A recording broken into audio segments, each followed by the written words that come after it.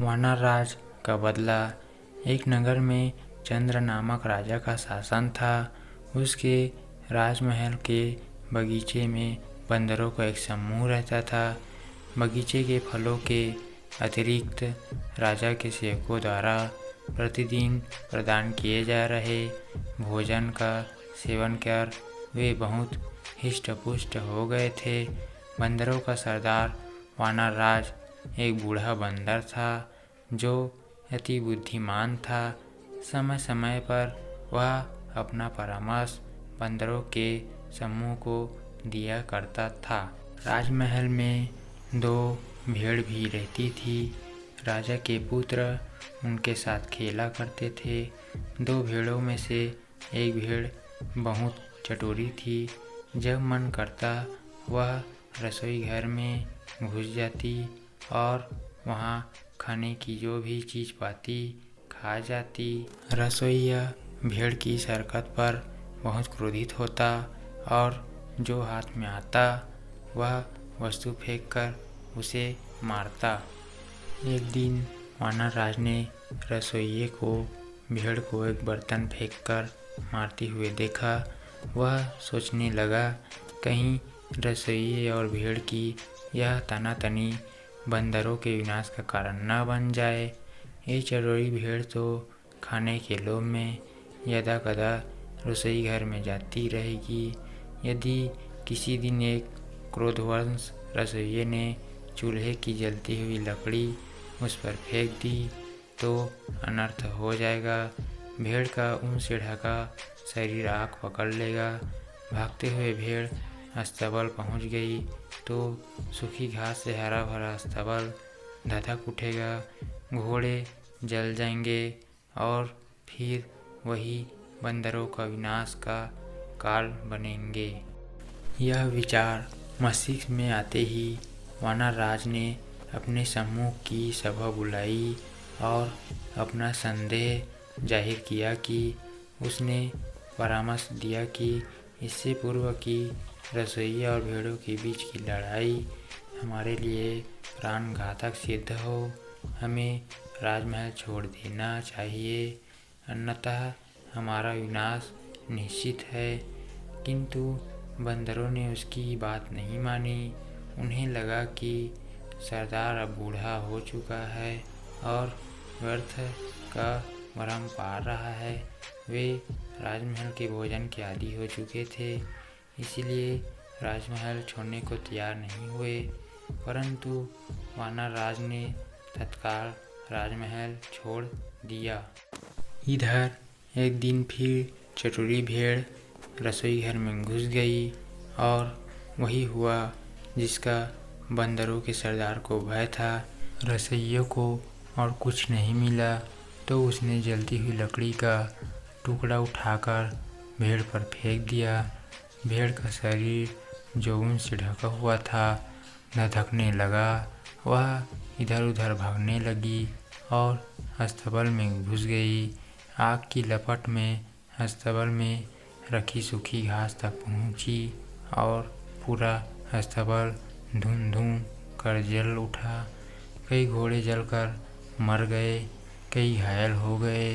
राजा को यह समाचार मिला तो उसने वैद्य को बुलाया और उसे घोड़ों का उपचार करने का आदेश दिया। वैद्य ने घोड़े के घाव का परीक्षण किया और बोला, इनके घावों को शीघ्र ठीक करने का एक ही उपाय है, इन पर बंदरों की चर्बी लगानी पड़ेगी। राजा ने सैनिकों को आदेश दिया कि जो भी बंदर दिखे तो मारकर उसकी चर्बी घोड़ों के उपचार के लिए लाई जाए। राजमहल के सारे बंदर मार दिए गए। जब वानर राज तक यह बात पहुंची तो वह बहुत दुखी हुआ। उसके मन में प्रतिशोध की ज्वाला धधक उठी, किंतु वह अकेला था। वह युक्ति सोचने लगा जिससे वह राजा के कुल का भी वैसे ही सर्वनाश कर दे जैसे उसने उसके कुल का किया है। एक दिन वह पानी पीने एक झील के पास गया। उस झील में सुंदर कमल खिले हुए थे। वानर राज ने देखा कि मनुष्यों और जानवरों के पद चिन्ह झील की ओर जाते हुए तो हैं, किंतु वापस आते हुए नहीं हैं। वह समझ गया कि झील में अवश्य ही कोई राक्षस रहता है जो झील में गए हुए मनुष्यों और जानवरों को खा जाता है। उसने चतुराई दिखाते हुए कमल के तने से पानी भी पी लिया। जब झील में रहने वाले राक्षस ने यह देखा तो झील से बाहर आ गया। उसने कई आभूषण पहने हुए थे। वह वानर राज से बोला, जो भी झील में आता है मैं उसे खा जाता हूँ, किंतु तुम तो चतुर निकले। मैं तुम्हारी चतुराई देख प्रसन्न हूँ। मांगो, क्या मांगते हो? वानर राज बोला, एक राजा ने मेरे संपूर्ण वंश का नाश कर दिया है। मैं उससे प्रतिशोध लेना चाहता हूँ। आप मेरी सहायता करें, मुझे अपना कंठहार दे दे। आपको मैं वचन देता हूँ कि मैं आपके आहार के लिए राजा और उसके अनुचरों को इस झील में लाऊंगा। राक्षस ने वानर राज को कंठहार दे दिया। वह हार पहनकर बंदरों के सरदार राजा के नगर पहुंचा। वह वहां एक पेड़ से दूसरे पेड़ पर झूमने लगा। जिसकी भी दृष्टि उस पर पड़ती वह कंठहार देखकर दंग रह जाता। राजा के सैनिकों की दृष्टि भी उस पर पड़ी और वे उसे पकड़कर राजा के समक्ष ले गए। राजा ने इससे पूछा कि तुम्हें ये कीमती कंठहार कहाँ से प्राप्त हुआ? वानर राज ने उत्तर दिया, महाराज, यह हार मुझे समृद्धि के देवता द्वारा प्रदान किया गया है। वह जंगल के बीचों बीच स्थित एक झील में निवास करते हैं। जब सूर्य आधा उदय होता है उस समय जो व्यक्ति उस झील में डुबकी लगा ले तो उसे समृद्धि के देवता का आशीर्वाद और कंठहार प्राप्त होता है। राजा उसकी बातों में आ गया। वह अपनी पत्नी और पूरे परिवार सहित उस झील में डुबकी लगाने तैयार हो गया। वानर राज ने कहा, कल सुबह की मंगल बेला में पधारिए। लोभ में अंधा हो चुका राजा अगली सुबह अपनी पत्नी, पुत्र, परिवारजन, मंत्रियों और सेवकों सहित झील पहुंचा। वानर राज भी उनके साथ था।